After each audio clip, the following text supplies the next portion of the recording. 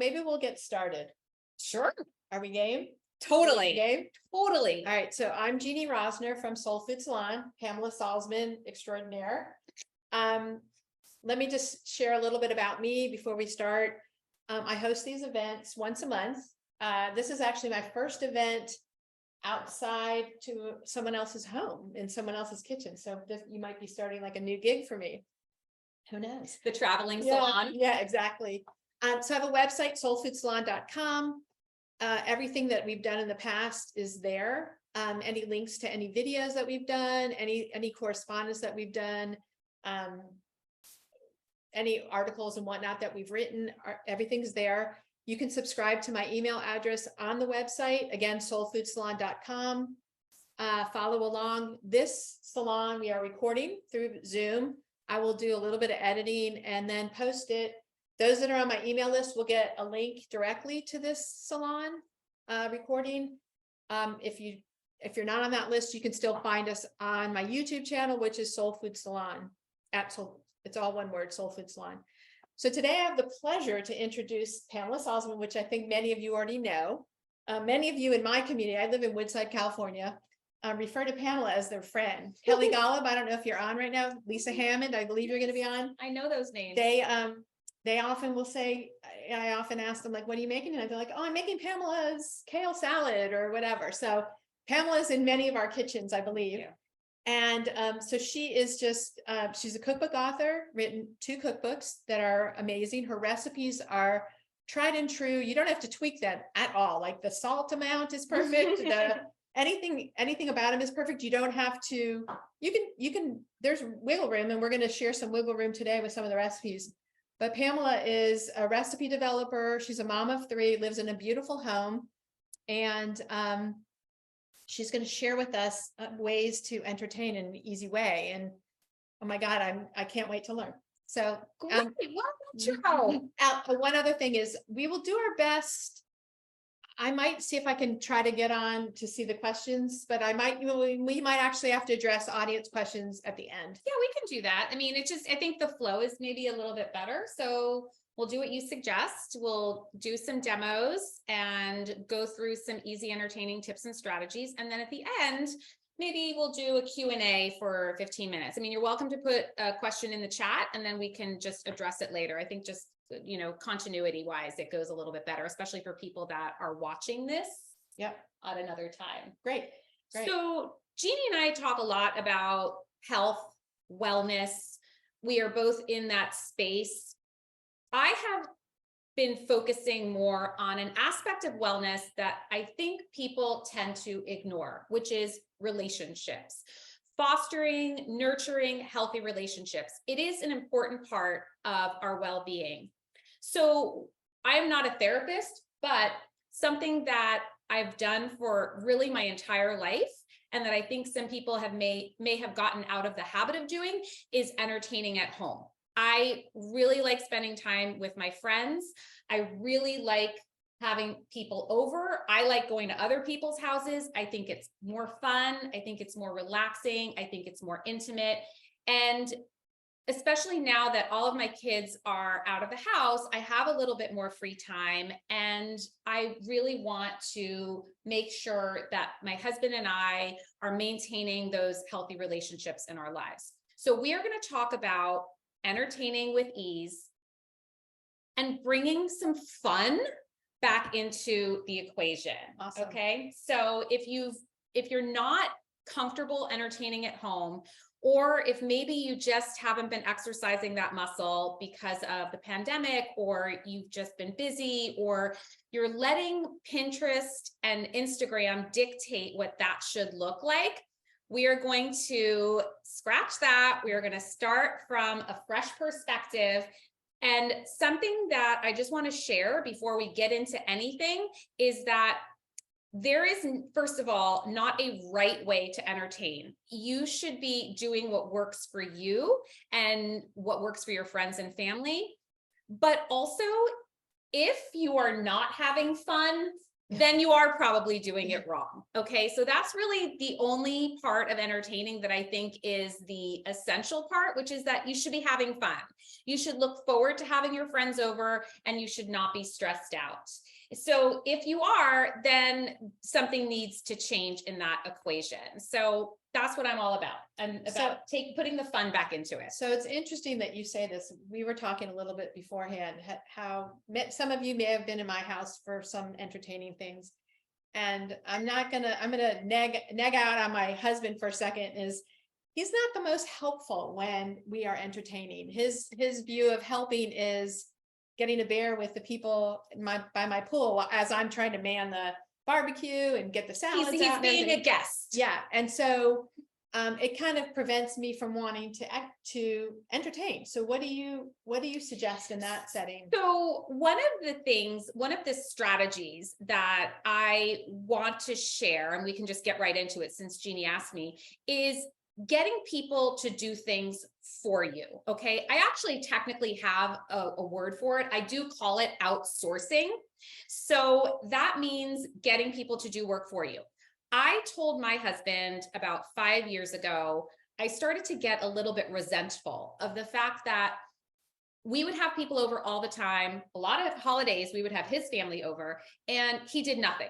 Like literally did nothing to help me. And I was like, that doesn't seem fair. So I sat down with him and I said, here's what I need you to do. I need you to be in the kitchen at 6 o'clock if we have friends over at 6:30. I do not want to hear a shower going upstairs at 6:25.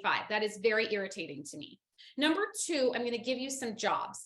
I need you to be in charge of firewood. I need you to be in charge of the bar and all drinks and ice. And I need you to be in charge of the playlist. And I need you to be available to me in that half an hour before people come over. And you know what he said? Okay. So then I was like, why didn't I ask him to do this beforehand?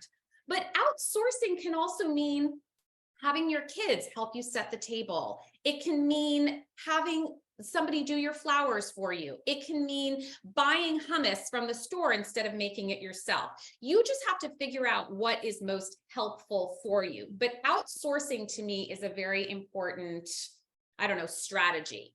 So let's go into some of the strategies that I have found help me the most. Okay. Ironically, I got married in my late 20s and I was entertaining all the time. I mean, I used to entertain my friends in college. I swear I had my first entertaining book was when I was in second grade. It was called the Calling All Girls Party Book. So I entertain much more casually now than I did 30 years ago, which I think is kind of interesting, but I think it's also a trend. I am very fond of the buffet style, the family style. I no longer do plated dinners where I make a plate and I serve people. I don't do fancy appetizers. In fact, one of the things you wanted to do was really easy appetizers. I spend very little time on appetizers. And I'm also not afraid to let people bring stuff if they offer and if it would be helpful to me. Okay. I'm also of the thought process that if there's something you don't want to make, then you can buy it, or you can do a half. You can buy the short ribs from a local restaurant, keep them in your slow cooker and make everything else. There is no shame in that. You just have to do what works for you. And there's different styles of entertaining. There's the style of basically you do everything yourself, whether some stuff is store-bought or whatever, but you're in charge of everything. There's another style, which is that your friends come over and you kind of all maybe cook together. And then there's the potluck, which I also think is perfectly acceptable. So that's something that I think that some people have a hard time doing because they're like, oh, you're coming over to my house. But trust me, people just want somebody to be the director and then they're happy to fill in. I actually find out that when we've done events and we've done some potluck, people show up on time. They feel a little bit more invested, they feel part of the more of the whole sense of community in the event. So I think potlucks are a great thing. It takes, they're great. Yeah. Okay, so let's get into some of the other strategies. Step out and let you... So you're totally fine. Stay with me. Okay. So one thing that I would highly recommend doing is not spending a ton of time deciding your menu.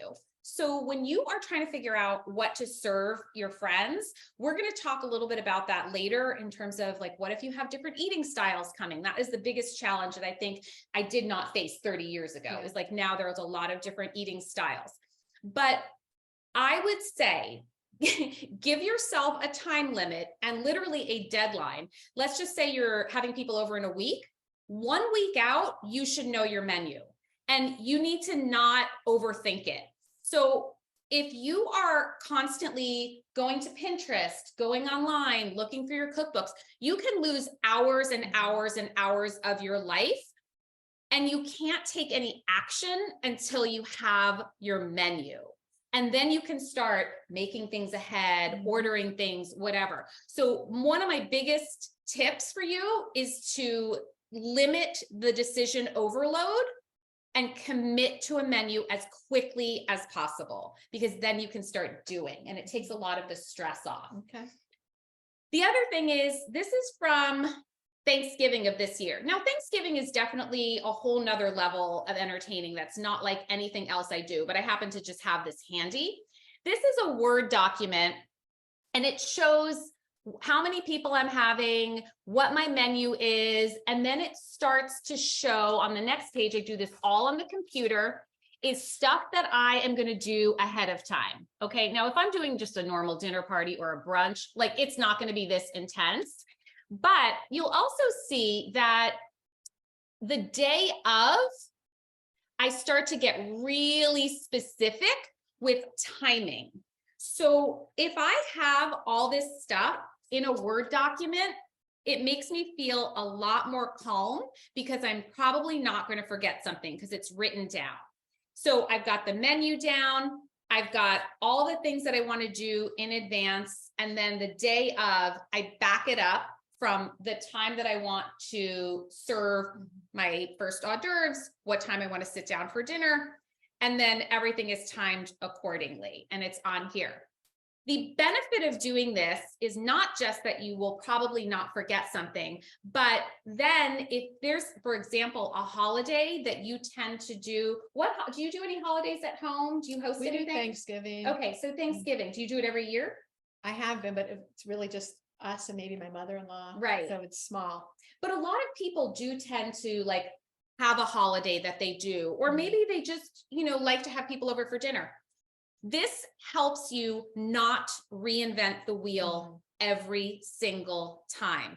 You print this out or you have it on your computer. I make notes the next day. How much leftovers did I have? What recipe didn't go over well? What recipe did everybody love? Who showed up late? That kind of thing. I always write notes like that. Who's not invited next year? But the same thing with dinners that I do for dinner parties. I just keep a little document, and that way I also know, okay, the Smiths came over 2 months ago and I made the spicy Caesar salad. I'm not going to make it again for them. So it helps you to remember all of those little details. But there are certain things that I always do, and they go in every single document. So I say, turn on the music, check the powder room, check all the supplies. And you just kind of then remember like, oh yeah, I got to check the powder room, or set the table 2 days in advance. So the key with entertaining is twofold. Is number one, not biting off more than you can chew. So keeping it within your resources. And by resources, I mean financial resources and time. Not everybody has the same amount of time to devote to a dinner party or a holiday, and not everybody has the same budget. So you need to keep within your resources. Okay, so that's number one. And then number two is figuring out a menu that is doable. So by doable, a lot of times when I start to type up my list, that's when I notice I have too much on my plate. So do you make lists for yourself whenever? Yeah. Because you're very strategic like I am. This is where my business school, education comes in handy, is like the list and the spreadsheets. Yeah, I love crossing things off the list. That's the best feeling. But sometimes when I'm making the list, I'm like, oh, I have way too much going on. I'm going to take this out and this out and this out. So that's something that I just want to, put out there. It's just don't make it stressful. Don't make it too much. I have been to people's houses where they are making way too much food. Part of it is because they couldn't decide what to make. So they are just putting out too much stuff, and then it becomes not fun because it's too much work. Yeah. So there's different recipes that I like to identify. There are things that you can make ahead. Okay. So doing things ahead of time is so the name of the game.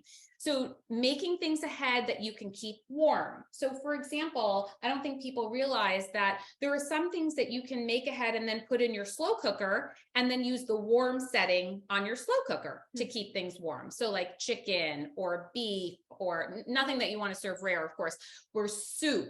Soup is great, made in advance and then kept warm. Things that are timeable.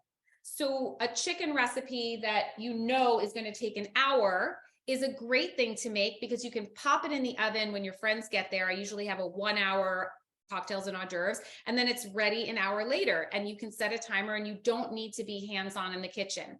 The other recipes I like are things that can be reheated without any adverse effects. So some soups or, different casseroles and things like that. Brisket is a great thing that can be reheated.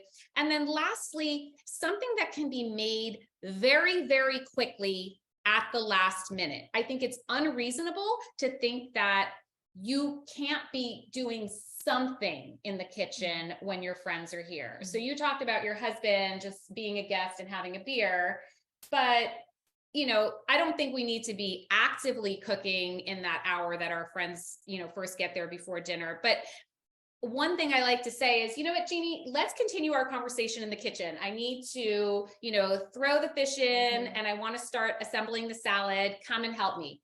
People love to help. Yeah. And it goes to what you were saying about a potluck, Yeah. people really do like to help. So I wouldn't put too much pressure on yourself to have everything done ahead of time and, not expect to be in the kitchen or at the grill at all. You just have to be very comfortable and relaxed about it and realize that this is part of it. Yep. Yeah. Sound good? Sounds great. Okay.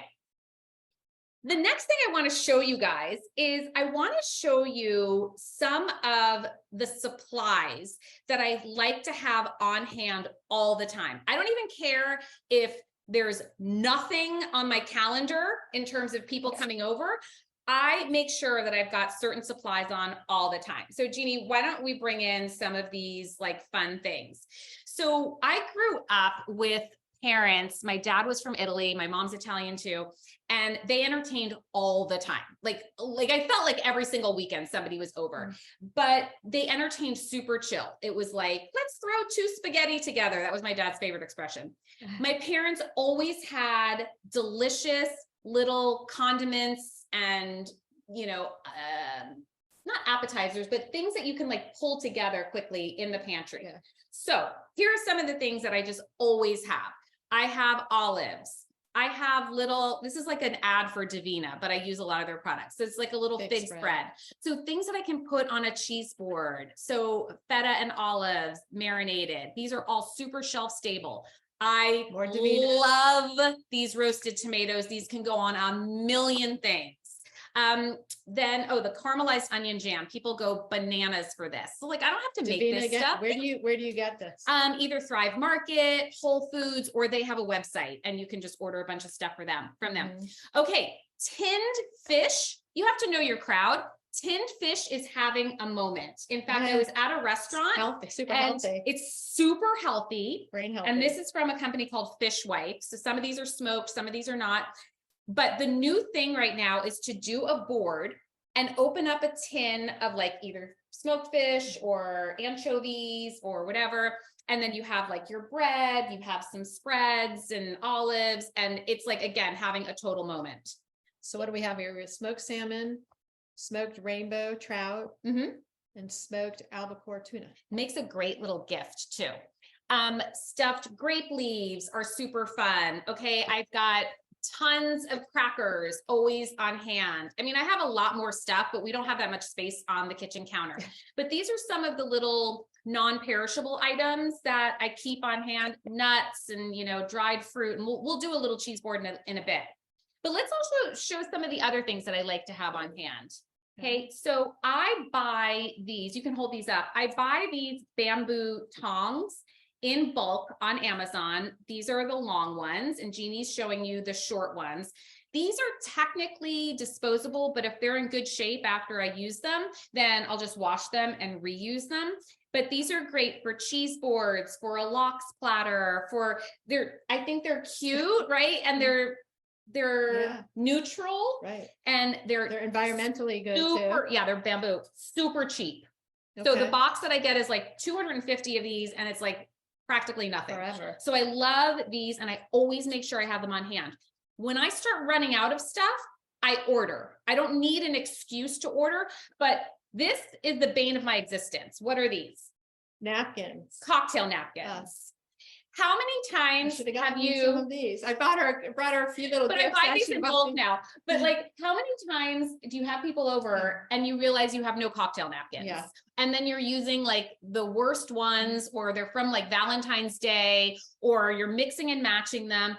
I hate that feeling. I hate not having something that I could have gotten a month ago. Yeah. So now I buy these things in bulk and I keep them on hand. Other things I buy in bulk, votives. So these I get on Amazon, and you guys can DM me or email me if you need links to anything. We go through a lot of Pellegrino. I make sure I always have a case on hand. I get it at Costco. And then there are other things too, like for example, alcohol and mixers, or things to make mocktails. I don't really drink that much, but you know, other people do. And so I make sure that, you know, those are the things that we always have, because I don't want to be doing that in the couple of days leading up to my event or whatever. Yeah. Maybe what we'll do is, we'll put together like a Word doc with some of these, with some of the links. That would be great. Yeah. So another thing that I think is really helpful is, okay, if I'm not really creative in terms of how I put things together, I'm surprised by that. I just don't have an eye for like making things super beautiful. And I think that's something that I like to do when I'm entertaining. I like to just make it a little bit nicer than when I'm serving my family something on the weeknight. Okay, so something that I like to do is, these are from just either Pinterest or Instagram or online, is I copy other people's ideas. Okay, so especially when it comes to platters. So for example, many years ago, I was doing a Yom Kippur break fast, and I wanted to do a lox platter. And I just always felt like I was slapping some lox onto a platter with like a bunch of stuff, and it didn't look very appetizing. And so I copied these in color, and now I put them in the Yom Kippur section of my binder. And then I can pull one of these out, and then I can give it to somebody who wants to help me, like a teenage child or my husband or whatever. And I could say, just like, copy that, just do that.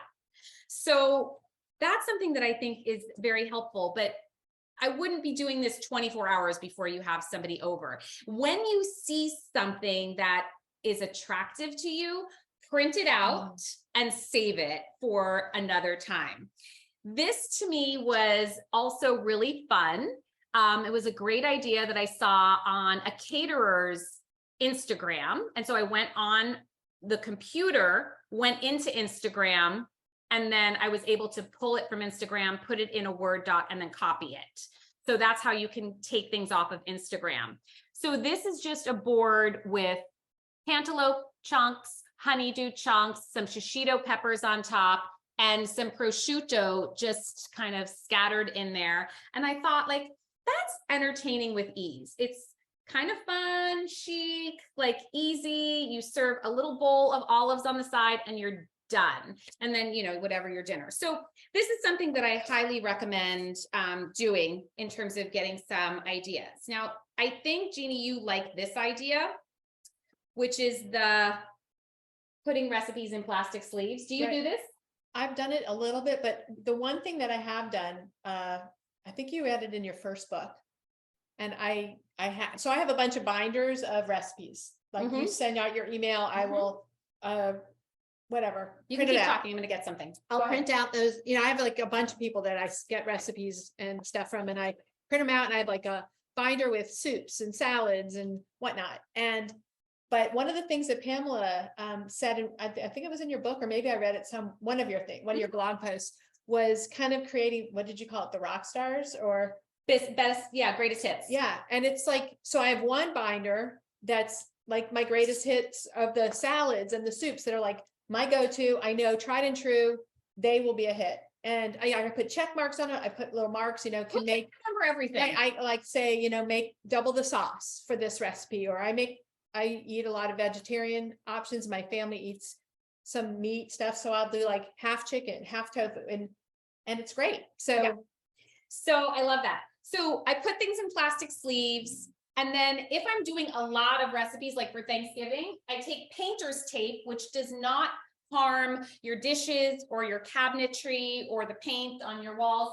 And then I like to put them on my uppers like that. And then I put the ingredients below, and then I just go all around the kitchen. And that way, if somebody's going to help me, I just station them there. It saves very valuable counter space by keeping it up high. And then you also don't lose them. And the plastic sleeve really helps from protecting your recipes. Okay. So that's what I wanted to share about that. I would love to just do a few demonstrations of some recipes. And, if you could put that over there. Sure. Jeannie and I were talking earlier about concepts for some of these appetizers, as opposed to you having to really think about it as a recipe. You don't have to do this exactly. So I actually have a little spinach artichoke dip in the oven, which I'll pull out in a minute. But one of my favorite appetizers to do. I get to benefit from all of this food, by the way. You're going to eat which some I'm of it super later. excited about this. I actually spinach dip did smells this. amazing. Yeah, it's super good. I actually did this on Instagram Live the other night. I took naan, okay? And I call these flatbreads. And you can assemble these a little bit ahead of time. You can have all of your toppings done ahead of time. I'm going to show you what I did for this. This is basically like a flatbread, or even like a pizza crust, and you can get these at the supermarket. I would never make this, okay, from scratch. That is just, it's actually pretty easy. I know. I've done it, but okay. But this is easier. That's not helpful. This is actually easier. Of course it's easier. I make a lot of stuff from scratch. I just don't have to make everything from scratch. I used to feel like I had to. Show them this. Yeah, we're going to show them this. This is fun. Like, how fun are these? These are from Trader Joe's. Jeannie's going to show you. It's a pizza crust. I mean, you take just a couple of these and like you're focaccia. Done. For appetizers with some drinks, you're so done. Okay, so what I'm going to show you now is, okay, yes, you can do the classic tomato sauce and mozzarella, but you can also copy other people's ideas and go on your neighborhood pizzeria's website, see what combinations they've put together or what your favorites are, and then just copy them. So something that I did, which again, I made this on Instagram Live the other night. This is a red pepper pesto. Really easy to make. I'm going to have you put some on this flatbread. I think we'll just work with this one. We don't have to do both. So instead of doing a sauce, we're going to do, it's really good, red pepper pesto. And then what's in this? Garlic? This is garlic, roasted red peppers from a jar. I didn't even make them from scratch. Red wine vinegar, basil, olive oil, a little bit of Parmesan cheese, but you can omit it if you don't eat that. This is like the best thing that I've ever discovered, are what are called deli containers. And I discovered them when I was doing some shoots, some video shoots, some photo shoots. All the caterers and all of the, what are they called? Like all the crew. Yeah, they all use these because they stack. So if you're doing things in advance, for example, I decided I want to make these, do an excellent job. Am I good? Yeah. A decent sushi? Excellent. So I make things in advance and I store them in delis. The reason that they're great is because they're lightweight. And then when you have 50 deli containers that you've done all your prep for, they all stack within each other, which I'll show you in a minute. So in this one, I roasted some eggplant slices in advance.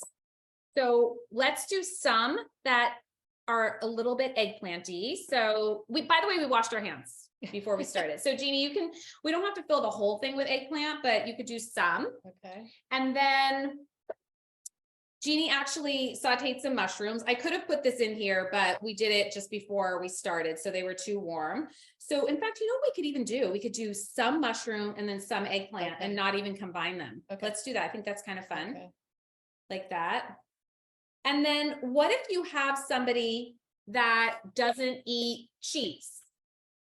Well, you don't have to put cheese on the whole thing. But we eat cheese. We can. So we'll just put a little bit of cheese. Whoops, man overboard. It doesn't have to be heavy. And you can do different types of cheeses too. So you can put this on your grill outside just to basically warm it through or heat up the cheese. I mean, I think you guys can see how easy this is, right? So we're going to put it right on the rack. And I can transfer it, don't worry. In the meantime,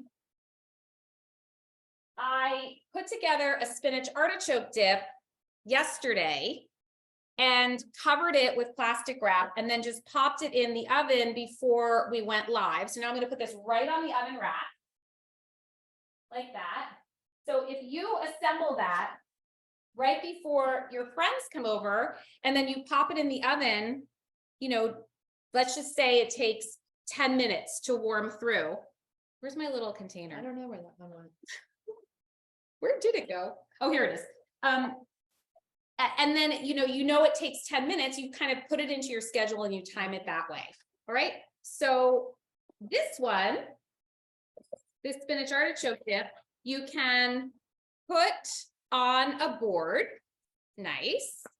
You could add some crackers.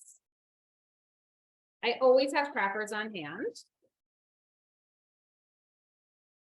Like that. I'm being really fast about this. I'm not making this perfect because we don't have a ton of time, right? So you add some crackers. What if your friends prefer vegetables? Then you can add some crudité to this as well. So this was done a couple of days or one day ahead of time, and then you just assemble it, you bake it. This is one of the most delicious things ever. It's so easy. You can find the recipe on my website and people go crazy for it. We'll link it also. Yeah. I'll link it all. Put all that together. You're gonna have a lot of work to do because we have a lot of links. Okay, so now this is great. And so this is also something fun I wanted to show you in terms of putting crudité, which you can cut this 2 days in advance. You can put it in a short glass. So any kind of glass that you have that's kind of short, and that way sometimes things you don't want them to touch, or it just gives you some extra space on your board. And that will stay crunchy and if you want something to really stay nice and crisp and not dry out, there are certain things that can tend to dry out. You can just cover them with some ice cubes and then stick them in the fridge. So carrots, radishes, those can get a little bit dry. So those are nice to have a little bit of ice cubes. You sure? Yep. You got that? Yep. Okay, so we can just put that. Are you using that anymore? We are. We're going to use it for something else. So. Yeah, okay, no problem. So another thing that I love to do is, let's just say you don't have a ton of time, okay? I said before, I really don't think there's any shame in buying something store-bought. This is just some organic hummus from Trader Joe's. I actually think that any local Middle Eastern restaurant, they have such good dips and hummus. Buy them. People will love them. Nobody is going to say, oh, she didn't make her own hummus, we're not coming back. I mean, that's ridiculous. But here's what I like to do. I don't like to put this just in a bowl. So I like to take it and put it on a flat plate.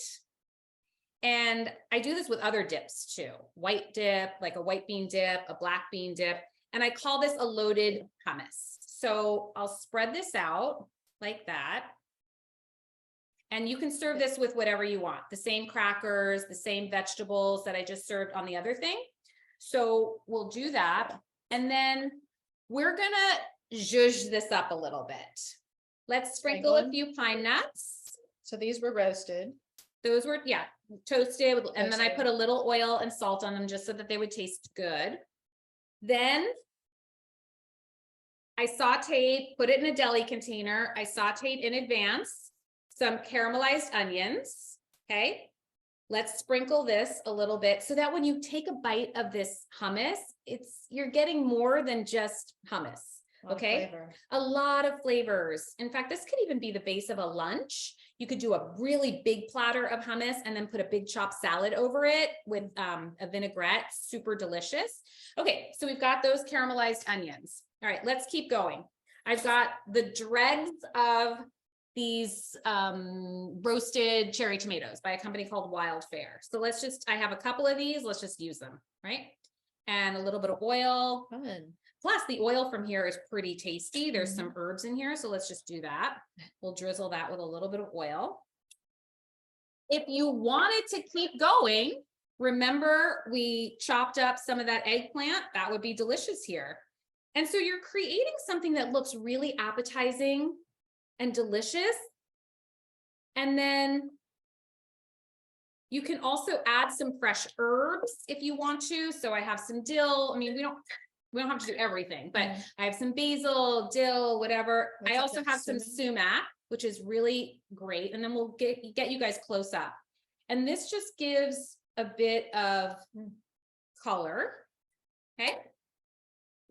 And that's it. And then where are those microgreens that you brought? Did I put them away? Yes. Okay. So that looks great. Microgreens, which are more these? nutrition. Yeah.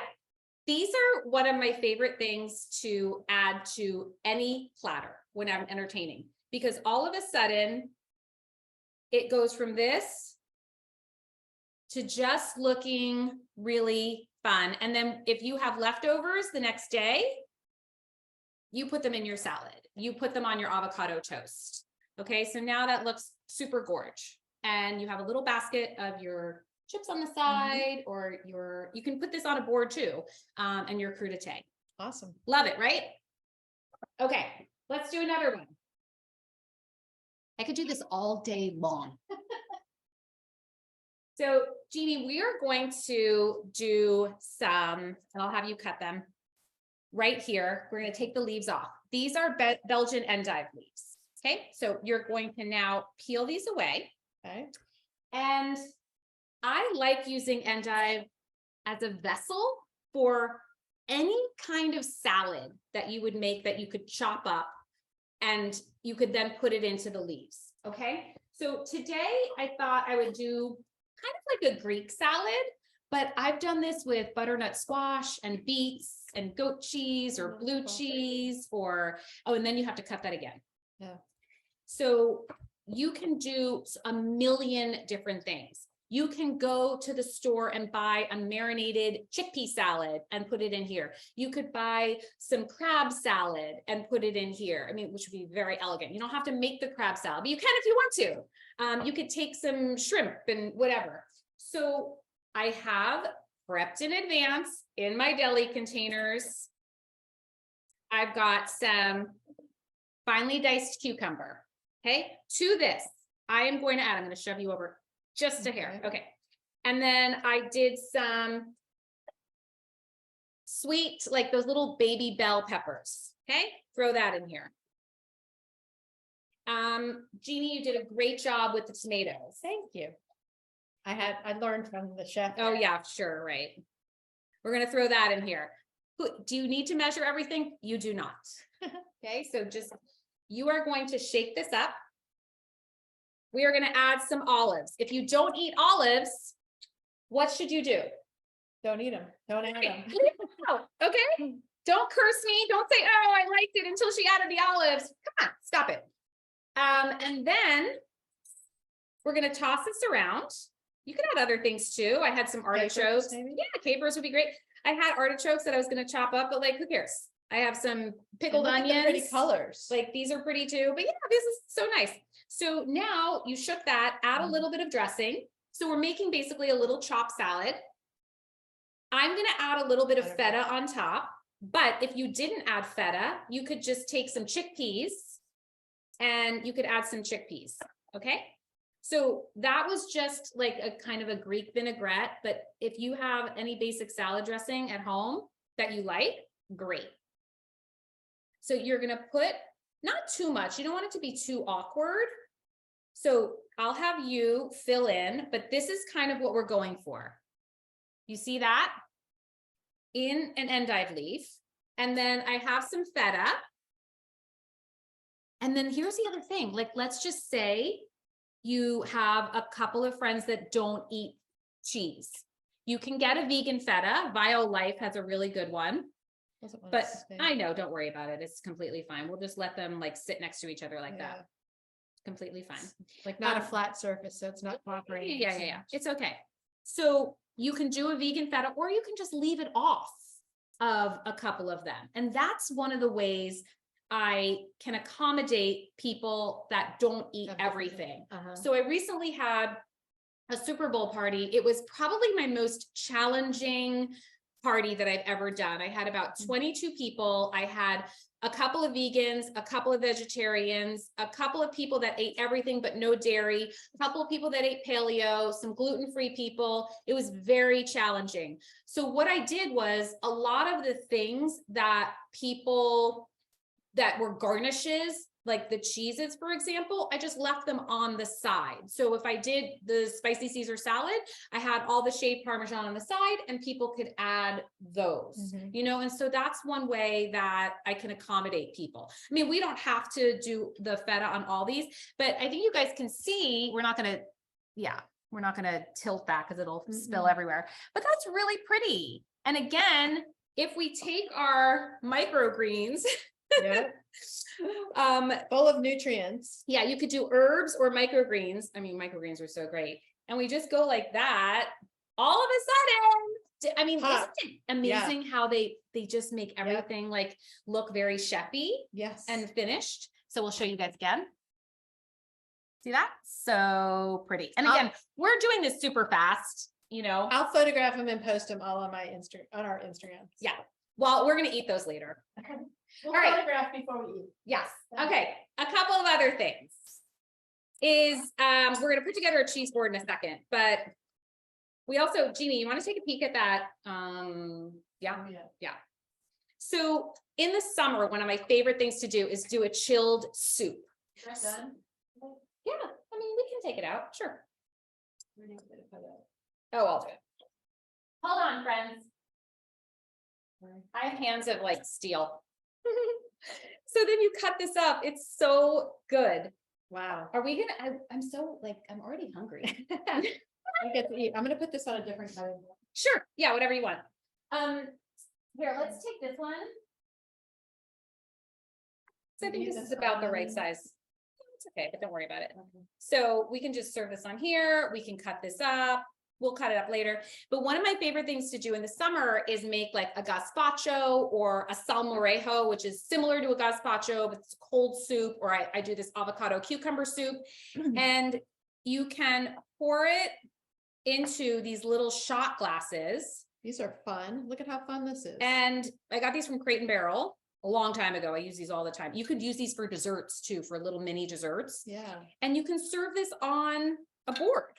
So you could do this on your cheese board, and a little fun addition would be you can have a little bowl, because, you know, not everybody eats gluten or carbs, but you can have a little bowl where people could do garnishes, you know, so whatever you want, like a toothpick with olives, and they can throw it in there, or some cold shrimp, or you could do something that is similar to like croutons, like these little whole wheat toasts. They're so tiny, they're so cute. And then these are a new obsession of mine, these rustic bakery cheese coins. They have a little bit of spice to them, but they're phenomenal. I think these guys are based in Northern California by you. Okay, so you've got these, super cute. And was this was a gazpacho that you made ahead of time you had in your refrigerator? Yes, exactly. Okay, maybe we'll have links to Pamela's website with the Salmorejo, yeah. Okay, lastly, is the cheese board, it's a no-brainer. Okay, this is the easiest thing that you can do. Now, what if you don't have a good cheese board? Okay, this one I've had for a really long time. I use this when I'm having a lot of people, and I like that it has a rim because then things don't spill. But what if you're just having a couple of people over and you don't want something so big? You know, you can have a little thing. What if you have no cheese board? You can use a cutting board and then just put like a piece of unbleached parchment paper over it. Totally acceptable. In fact, I've actually seen certain caterers use unbleached parchment paper to line different serving platters. And it looks, I think, completely acceptable and whatever. So I'm using this cutting board. It's not even a cheese board. Beautiful. And then I want you to unwrap, this is some manchego. I want you to unwrap it. I've already pre-sliced it. I did that yesterday. And something fun that I saw on Instagram, which does not take any talent at all, is you're going to take the manchego slices and you're going to alternate them. And I'll show you what I mean. So we have this here like so, and the ones on the end will discard like that. And then you can, every other one like this, go like opposite. that. Fun. Okay. Look how fun. And this doesn't take See, entertaining can be super fun. Doesn't take any great talent, because trust me, I'm not that creative, this is awesome. but I saw it on somebody else's Instagram, Like and just- I'm like, we can do that. Just adding the texture, it makes Yeah. it more inviting. Yeah, so let's turn it this way. Should See, we turn it to this. yeah. You can turn it to the side too. Perfect.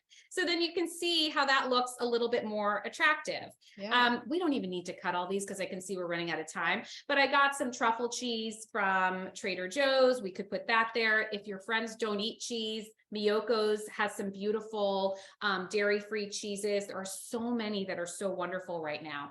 And then why don't you take out some of these and these? These are some dried fruits that I got from the farmer's market, and you can put those around. Okay. And Jeannie and I were talking before you guys got here about having little bowls. They're really helpful, especially for wet ingredients. So I have some cornichons here. I like, these are fun. What are those? These are like the little pickles. Yeah. Okay. So let me grab Very some of these. fancy word.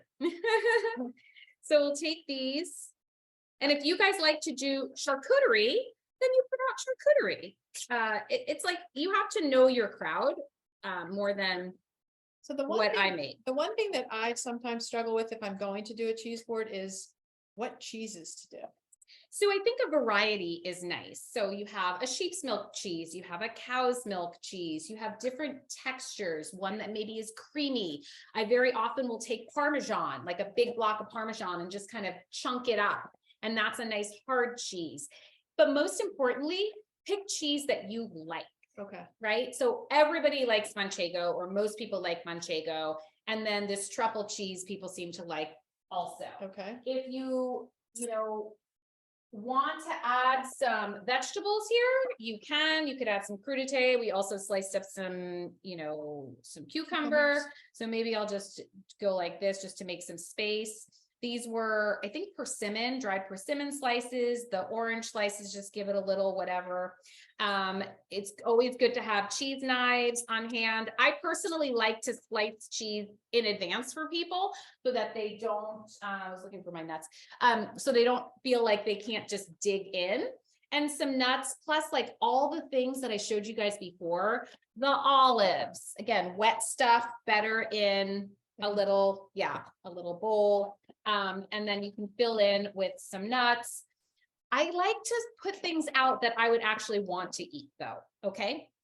I don't like to put things out that, I put this as an example, an apple. Sometimes I see these things on boards, like people cut an apple in half or a pear in half, and like, it kind of looks nice, but is anybody going to eat that? Is anybody eat a half an apple? I mean, Anyway, okay, so that's what I wanted to show you as far as some appetizers go. And then lastly, and then we're gonna have to get to Q&A. Yeah, so Yeah, I'll even move though this I up. had some other things to share, you know, it's kind of hard to do everything. One of the things that I always make whenever I have people over is a salad, because salad greens could be washed in advance. If it's in your budget to buy pre-washed greens, great, go for it. Salad dressings, you can make vinaigrettes that if it doesn't have dairy or mayo, and you can freeze them. So there are certain dressings that I will make, and I will do them in triples, and I'll freeze them in these glass jars in the freezer, and then they're done. Wow. Okay, so a salad, let's just say you have a lot going on with the rest of your menu and you just don't want to keep repeating ingredients. You want something that's simple. A mixed green salad, it's perfectly acceptable to not have to add a million things like goat cheese and herbs and, you know, granola or whatever. So, but if you want it to look a little bit more interesting, there are edible flours at in the produce section of some supermarkets, and they're fun. So they're fun to add to different desserts, number one, or you can put these on a cheese board. But what I like to also do is, I'm going to find one that's pretty. I'll take this one. Is I like to take the petals out. Okay, so just pull them right off like that. Okay, so now you're just left with the petals, and you can just sprinkle them on top of your salad. Wow. Look at that splash of color. Like, it's just so fun. And let's do an orange one too. And how do you know these are edible? Because they're in the supermarket in the produce section, not at the florist. So I would have dressed this ahead of time, or not ahead of time. I would have dressed it, and then you can just sprinkle like this, and we'll show you guys what this looks like. Other things that add a pop of color, like watermelon radishes or red cabbage. I like adding fresh herbs to a salad, just as like a different flavor, something that makes it a little bit more interesting. So even though I had a lot more to show you, we are running out of time. There's one or two other things Yeah. you want to show. Let me think. What else were we talking about? Oh, well, we were going to talk about things that, like, if you have people coming over that have different eating styles. So one of the things that I like to do, if, for example, you have a protein that not everybody's going to eat, I might just make some sort of a relish or a sauce or a chutney or a salsa that can go on salmon, for example, and can also go on tofu. All right. And that way I keep it like, so it's not so much more work for me. Or tonight I'm having another family over, and I wanted to make salmon. My husband doesn't eat salmon. So I'm making the same salsa. I'm making a salsa verde that's going to go on our salmon that can also go on his piece of white fish. They're also getting pizza and that's for us. Okay, so that's something that I just a quick tip, but you know, I could obviously say more about that. And then the last thing is, in terms of things that you listen, there's nothing that you have to make yourself, but I don't make things like candied nuts. I feel like Trader Joe's does that better than I do, and it's just less time. I don't make puff pastry. I don't even make tomato sauce anymore, but something I do like to make is pie crust. I like to make pies. I don't think pie crust is that hard, but that's just me. I think, you know, and it's cheaper for me to make it myself. But if you don't like making pie crust, then you should buy pie crust, you know? So anyway, I think we should probably see if there's any questions. Q&A. Hope y'all enjoyed that. I learned a ton. I feel like we just we're like literally getting ready for a party or something. Let's go to the Q&A. Oh, Q&A. There we go. Let me just think if there's anything else that I wanted to add. Kim. Love this already. Okay, I love these schedules, and I reuse them each to the Super Bowl. Okay, super awesome. easy. Yeah. Okay, here's a question from Wendy Phillips. Would you provide a list of the food stuff you keep on hand, such as the olives, grapes? Yes, we'll do that. We'll put together the tongs I buy on Amazon, and they're just like bamboo tongs. They come in lots of different shapes, and not shapes, but different sizes, different lengths. But yes, I will give you that link. Yeah. And then the I mean, the things that I keep on hand are things that I eat. So roasted red peppers, you know, the olives, pepperoncini. You know, if you look at the Davina website, like they have like all this stuff. They have a lot of other stuff that I didn't even bring out, like these tangerine olives, like there's so many yummy things. But a lot of Italian markets I find also have some really good prepared condiments that are shelf stable that maybe you don't see in the supermarket, or cheese stores, gourmet cheese stores have a lot of these fun things too. I think there was, maybe it's your Caesar salad, the spicy Caesar salad. Did it have the Calabrian peppers in it? Well, is that Davina as well? There are plenty of companies that make has those. been my new go-to condiment. I have it in my refrigerator. I use it. I add it to like spice up tomato sauce. If I'm making eggs and I want like just a little zing, it's like, this has been like my new go-to. So good. They're so, again, Davina. Good. I mean, again, it doesn't have to be Davina. Yeah. Sometimes I just buy like, actually everything. they had it at our market and they were like full peppers. Yeah. And I like the chopped up ones just because then I have less work to do, but you know, that's up to you guys. Yep. Marianne Sprague said, I now have painter's tape and have all my recipes, especially at Thanksgiving. One thing about that also that I think is helpful is using the jelly roll pans and having like all the ingredients in that. And then you could just like put someone move it to someone's table. They could take the recipe and then work on it. As long as you have spare baking sheets, for sure. That's such a great tip. Yeah. What is the recipe for the pepper spread? So Lisa, the red pepper pesto I just posted it on Instagram on Monday night. It's in my second book. I will share it with Jeannie and she can share it with you guys. Yep. Okay. It's really easy. Just throw everything in a food processor. Oh, so Allison, you mentioned about the hummus. I had one thing to mention. Do you know Joy Bauer? Okay. Yeah. So she did this. There's a huge craze right now with these butter boards. And we're not going to go into nutrition and nutrition health right now, but butter is not something that we should be using on a board. No offense. So I would not think of that as like, you know, a food group. Right. But what Joy did, which I saw, I don't know, 5 or 6 months ago, which I thought was just novel, is she did like a hummus board. And she basically, on the entire cutting board, not in like a little bowl like you, or a plate like you had, she put hummus on the entire plate and then had all the condiments and stuff all around it. And I just thought that was just novel. Great idea. Super easy. So a healthier version to the butter board would be the hummus board. Kind of silly. Freezing the dressing. What a great tip. So maybe along that line, Allison, one thing that I do that I started doing, I don't know, years ago, which a couple time savers, is I will grate garlic and I will grate ginger ahead of time, and I will flatten it out and put it in the freezer, and then I just pop it off when I need it. Love it. Do you have any other tips on freezing? I'll put like crisp topping. So a fruit crisp is a really quick last minute dessert that I can put together if I have crisp topping in my freezer. It lasts for months and months and months. So that's like oatmeal. Yeah. It's just like, if you make a fruit crisp, you don't have to use my recipe. You can make it a couple days in advance, the topping, keep it in a deli or in a glass jar or in a bag in your fridge for 2 to 3 days, or you can make it today and freeze it. And that way you have it, and you can actually put it on your fruit frozen, or you can stick it in the fridge the day before. And it's almost like, sometimes it gives me like, it's like a little security blanket for me. If all else fails, if I don't make the thing that I wanted to make, I can pull frozen fruit out of the freezer and my crisp topping, and I know I've got a fruit crisp, right? So I also you'll get like frozen fruit from the market, not even frozen fruit that you cut up. Yeah, either way. Okay. Either way. But I have these things on hand, right? Another thing, especially if I'm having a lot of people over, is I will freeze citrus juice. Okay. So this is lime juice and this is grapefruit juice. Why do I choose those? Because that's what my friends like. A lot of my girlfriends like to make, whether they drink alcohol or not, they like to make mixed drinks with citrus juice.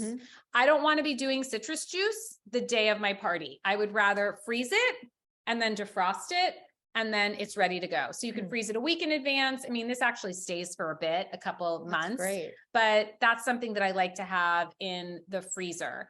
Another thing, like I made some, for a salad was I have something called savory granola. So it's a little granola that has herbs in it and some cayenne, and it's not sweet. And it's just a fun salad topper. Freezer, you know, and a lot of my nuts I keep in the freezer because I don't use them a lot. But Do you put any herbs in the freezer ever? I don't. I mean, unless they're in olive oil ice cubes, I generally, I don't. Okay. Herbs are nice to have while you go to the next question. Herbs are also nice to have as garnish. So if you're having people over and you've done like a chicken dish that had rosemary and lemon, you know, it's nice to kind of put some rosemary just so that people know what's in it. And it just gives your platter a little extra something. Linda Havegood asked, any tips on best places to find fun serving boards? Etsy. Yeah. I mean, Etsy is nice. Hudson Grace is nice. And I don't think that their stuff, I mean, wood boards can actually be quite expensive the more thick they are. Be Home. So that's also a good site, Food 52. And then sometimes you might identify a brand on a site like Food 52. You can then extrapolate and then try and find it elsewhere for a little bit less money. But Etsy is also, we were talking about Etsy before we went on, and Etsy can be a really good place if you know what you're looking for, but it can also be a little overwhelming because there's so much there. But Etsy, I've also found linens on Etsy that are nice. Right. Well, anything else? Well, I mean, you know, again, I just think that the attitude of how you approach entertaining is really half of it. So I have friends that are so chill and casual, and, you know, the food isn't perfect, but we have the best time. And then, you know, I have friends that get really stressed out and the food's awesome, but it's not that fun. I do think that having a menu, I can't 100% say this, but I'm a control freak. And perhaps you can say you are as well. I don't know. I used to be. Okay. Well, I think having that sense of control of like the menu and kind of the sequence of things, and even putting out your platters ahead of time. I like sometimes, like for the holidays, I'll put out my platters out and I will put a little like piece of paper or whatever, and that's the spinach souffle. And this is what that's going to be. And that's helpful too. Just whatever you can do ahead of time is worth it. So I will typically set my table.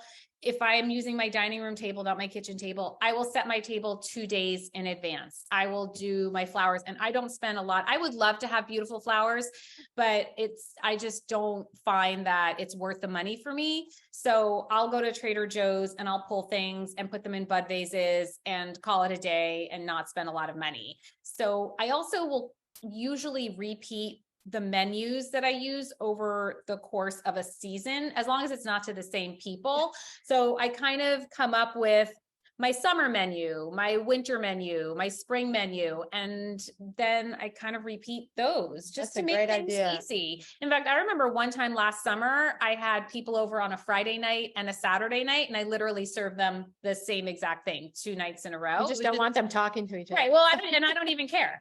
You know, it's just like, it's different people. Yeah. And that made it really easy for me because I was making salad dressing ×4, and I was making the relish for the fish ×2. And it was just very simple. That's a great idea. That's awesome. And keep things seasonal too. That's really important to me because number one, things are going to taste better. But number two, you will generally find things more easily if they are in season. So if you are looking for cantaloupe right now, if that's on your menu, there's a good chance that you're not going to find it. And if you do, it's probably not going to taste that good. So you don't want to be married to a recipe and then you go to the market and you can't find the ingredients. Plus, it'll also be more expensive and the nutrients will be diminished because they will be acquired in a different country and transporting here and whatnot. For sure.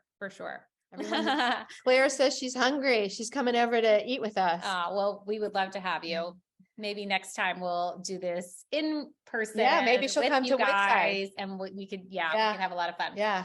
Okay. Well, super fun to be here in your home and learning from you. I always make your recipes. So you're in Thank my you. kitchen many nights a week.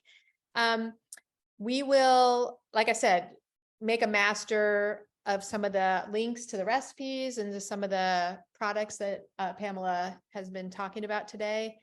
Follow along. You have it. So Pamela has cooking classes. You want to talk about that a little bit? Sure. Your online Yeah, cooking I classes? teach, I'm a cooking instructor and I teach online. I'm starting to go back in person, but very, very, very minimal. But I do teach a monthly class online and I have a lot of nice people that take that, and it's a very affordable class. And then I do you watch it on your own time. So it's an edited class. I teach 5 recipes. They're all brand new every month. And then I do a live Zoom, which I call office hours, once a month for people just to ask any kind of questions that they have. And I have a private Facebook group for that if you choose to do that. And then I also have some courses that I taught over the pandemic, but I'm making them available now too with different themes. Great. And Yeah. she has sends out Monday musings, which I love. Thank She's you. kind of like what she's thinking about or what is inspiring her for the week. What's on my radar. And actually, that's how this salon came to be. So Pamela and I have been talking for like, I don't know, many years about doing an event. We were going to do one in Woodside, and then the pandemic hit and we couldn't do it. And then, so I'd say maybe 6 months ago, she sent, or maybe a few less than 6 months, sent out a Monday musings about entertaining. And I'm like, these are such great tips. And I reached out to her and said, would you be interested in doing a salon? And she said, will you do it virtually? And I said, sure. And then as we were talking, I said, well, I can come to LA and come in your kitchen if you would be so inclined to invite me. And so that's how this came to be. And here we are. Yeah. So she has that newsletter. You should subscribe to her content. If you don't, you could do that on your website. Yeah, my website, PamelaSalzman.com. It's really easy to find me. Yeah. Everything is just Pamela And she's Salzman. pretty active on her social media, which is at Pamela Salzman, and puts out recipes and Instagram lives and just doing a lot of things. I'm learning from her. She's like my guru here. So that's, I think, it for now. That's it for now. Yeah, we'll be in touch. Hope you all had fun. Thank you. Have a great weekend.